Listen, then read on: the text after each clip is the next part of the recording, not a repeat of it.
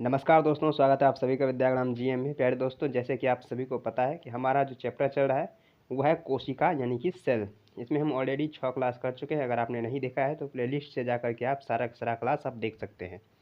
आज हम इसमें 7वां क्लास करने वाले हैं। इसमें जो भी इम्पोर्टेंट MCQ क्वेश्चन है जो कि प्रीवियस ईयर में रेलवे किसी न किसी एग्जाम में पूछा जा चुका है, उनको हम यहाँ पर आपके सामने लेकर के आए हैं। कौन सा क्वेश्चन किस एग्ज़ाम में किस डेट को पूछा गया है वो भी आपको देखने के लिए मिलेगा, ताकि आप उसके इम्पोर्टेंस को समझ सकें।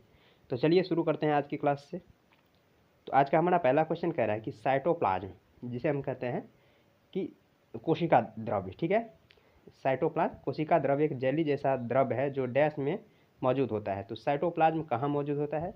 तो केंद्रक और कोशिकांग के बीच, तो कोशिकांगों के बीच तो पाया जाता है, लेकिन ये केंद्रक का इसमें यानी कि काउंट नहीं होता है। वसा और ऊतकों के बीच, तो ये आंसर बिल्कुल गलत है। तंत्रिका और कोशिकाओं से इसका कोई संबंध नहीं है। यह है केंद्रक और कोशिका झिल्ली के बीच। मान लीजिए ये एक कोशिका है और इसके बीच में ये एक केंद्रक है और इसके बीच एक जेली जैसा पदार्थ भरा रहता है जिसमें मिटोकॉन्ड्रिया, राइबोसोम, लाइसोसोम, गोल्जी उपकरण, एंडोप्लाज्मिक रेटिकुलम, ये सभी कोशिकांग जो है वो तैरते रहते हैं, अपने सारे क्रिया इसी ये कोशिका द्रव्य में ही करते हैं। तो ये हो जाएगा केंद्रक से लेकर कोशिका झिल्ली के बीच में जो ये भरा हुआ द्रव्य रहता है उसको ही साइटोप्लाज्म यानी कि कोशिका द्रव्य कहते हैं। इसलिए इसका सही आंसर ऑप्शन नंबर डी हो जाएगा, केंद्रक और कोशिका झिल्ली के बीच, ठीक है। नेक्स्ट क्वेश्चन कह रहा है कि केंद्रक और कोशिका झिल्ली के बीच भरे हुए जेली जैसा पदार्थ क्या कहा जाता है? यही क्वेश्चन है। ये RRB NTPC में 2021 में पूछा गया है। यानी कि एक ही क्वेश्चन को किस तरह से अलग अलग लैंग्वेज दे करके पूछा जा सकता है, इसको आप समझने की कोशिश करिए। तो देखिए, केंद्रक और कोशिका झिल्ली के बीच जो जेली जैसा भरा होता है द्रव, उसको कहते हैं साइटोप्लाज्म, जो कि ऑप्शन नंबर डी में दिख रहा है, ठीक है। बात करें प्रोटोप्लाज्म की, तो प्रोटोप्लाज्म को हिंदी में हम जीव द्रव्य कहते हैं। और जीव द्रव्य क्या होता है? मान लीजिए ये कोशिका है और ये केंद्रक है, तो कोशिका के बाहर जो ये जेली जैसा पदार्थ पड़ा हुआ है उसको तो काउंट करेंगे ही, साथ ही साथ जो केंद्रक के अंदर जो केंद्रक द्रव्य होता है उसको भी काउंट किया जाता है, तो वो प्रोटोप्लाज्म यानी कि जीव द्रव्य कहलाता है। लेकिन अगर ये प्रोटोप्लाज्म यानी न्यूक्लियोप्लाज्म यानी कि केंद्रक के अंदर का अगर द्रव्य काउंट नहीं करें, सिर्फ बाहरी द्रव्य को अगर काउंट करें तो उसे हम साइटोप्लाज्म कहते हैं, ठीक है। और न्यूक्लियस के अंदर को यानी कि न्यूक्लियस के अंदर एक छोटा सा बिंदु होता है जहाँ पूरे के पूरे केंद्रक का कंट्रोल रहता है, उसको न्यूक्लियोलस कहते हैं। बात करें क्लोरोप्लास्ट का, तो ये पौधों में पाया जाने वाला एक लवक है जिसकी वजह से वो प्रकाश संश्लेषण करता है और अपना खुद का भोजन बनाता है, ठीक है। इसलिए इसका जो सही आंसर हो जाएगा, केंद्रक और कोशिका झिल्ली के बीच भरे हुए जेली जैसा पदार्थ साइटोप्लाज्म कहलाता है, ठीक है। ये क्वेश्चन कह रहा है कि कोशिका की खोज किसने की?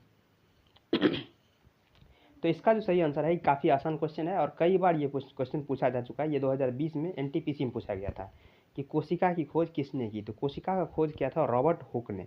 ये मृत कोशिका का खोज किया था 1665 ईस्वी में। एक कॉर्क का यानी कि एक जो पेड़ का छाल है उसका परीक्षण करते हुए कॉर्क में जो है वो 1665 ईस्वी में जो देखा कि खोष्टक जैसा यानी कि छोटे छोटे घर के आकार के, मधुमक्खी छत्ते आकार का एक स्ट्रक्चर देखा, जिसके बाद इसने इसको कोशिका नाम दिया। और ये 1665 ईस्वी में किया था, लेकिन ये एक मृत कोशिका था। उसके बाद बात करते हैं ये थियोडोर स्वान और मैथियस स्लाइडन का। ये स्वान और स्लाइडन और स्वान आपने सुना होगा, इन्होंने कोशिका सिद्धांत दिया था। इन्होंने 1838-39 के बीच जो है ये कोशिका सिद्धांत दिया था, जिसमें बताया था कोशिका के बारे में कि किस तरह से ये कोशिका मानव शरीर के लिए जो मूलभूत इकाई के रूप में कार्य करता है। तो ये 1838-39 में स्लाइडन और स्वान ने बताया था।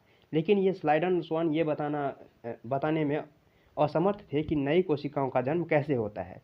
तो उसे बताने के लिए रोडोल्फ विर्चो ने 1855 में एक शब्द दिया, यानी कि अपने भाषा में इन्होंने कहा ओमिनस सेलुला ई सेलुला। इन्होंने कहा ओमिनस सेलुला ई सेलुला, जिसका हिंदी मीनिंग होता है कि पुराने स्थित कोशिका से ही नए कोशिकाओं का निर्माण होता है।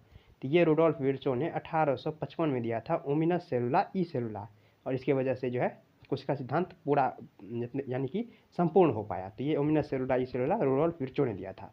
उसके बाद बात करते हैं जीवित कोशिका की खोज, तो ये ल्यूवेनहॉक ने किया था। ल्यूवेनहॉक ने जीवित कोशिका का खोज किया था, ठीक है।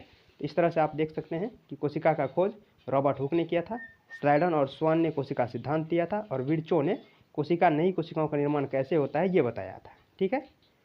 नेक्स्ट क्वेश्चन कह रहा है कि स्लाइडन और स्वान द्वारा दिया गया कोशिका सिद्धांत निम्नलिखित में से किस जीवों पर लागू नहीं होता है। ये क्वेश्चन ग्रुप डी में पूछा गया था 2022 में कि जो कोशिका सिद्धांत स्लाइडन और स्वान ने दिया था वो किस जीव पे लागू नहीं होता है। तो वो जो है विषाणु यानी कि वायरस पे लागू नहीं होता है, क्योंकि विषाणु जब तक किसी जीवित शरीर में नहीं पहुंचा है तब तक वो मृत अवस्था में होता है, और जैसे ही कोई होस्ट सेल यानी कि जीवित शरीर में पहुंच जाता है, चाहे वो जंतु हो यानी या फिर पादप हो, कहीं भी पहुंचने के बाद वो सक्रिय हो जाता है और फिर वो एक सजीव के जैसे व्यवहार करना शुरू कर देता है। तो इसीलिए विषाणु पर जो है ये कोशिका सिद्धांत लागू नहीं होता है। कवक, जंतु और शैवाल इस पर कोशिका सिद्धांत लागू होता है, क्योंकि विषाणु में कोशिकीय संगठन ठीक ढंग से नहीं पाया जाता है, जिस वजह से ये कोशिका सिद्धांत इस पर लागू नहीं होता है। तो इसका सही आंसर विषाणु है। नेक्स्ट ये क्वेश्चन कह रहा है निम्नलिखित में से किस कोशिकीय घटक को कोशिका के प्रोटीन के कारखाने के रूप में जाना जाता है। ये क्वेश्चन ग्रुप डी में 2022 में पूछा गया है, और कई बार आपको ये क्वेश्चन हमने किसी न किसी रूप में आपको दिखाया होगा कि ये राइबोसोम होता है, जिसको प्रोटीन का फैक्ट्री कहते हैं, प्रोटीन का कारखाना कहते हैं, प्रोटीन उत्पादक स्थल कहते हैं। जो भी प्रोटीन का कार्य करता है वो राइबोसोम से संबंधित है। तो ये आपका सही आंसर राइबोसोम हो जाएगा। काफ़ी बार पढ़ाया जा चुका है और ये किसी न किसी तरह से एग्जाम में आपको देखने को मिल ही जाता है।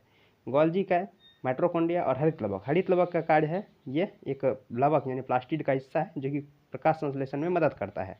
माइटोकॉन्ड्रिया की बात करें तो ये एटीपी का निर्माण करता है, एटीपी जिसका फुल फॉर्म होता है एडिनोसाइन ट्राइफॉस्फेट, यानी कि ये शरीर के ऊर्जा के लिए काम आता है। गोल्जी की बात करें तो ये जो है किस तरह से प्रोटीन, लिपिड ये सब की संश्लेषण करके एक जगह से दूसरी जगह भेजने का जो कार्य करता है वो गोल्जी करता है। ठीक है, तो इसका सही आंसर राइबोसोम हो जाएगा, जिसे ये कारखाना कह सकते हैं, प्रोटीन का कारखाना। ठीक है, तो आज के लिए इतना ही, मिलते हैं नेक्स्ट वीडियो में, तब तक के लिए धन्यवाद, जय हिंद।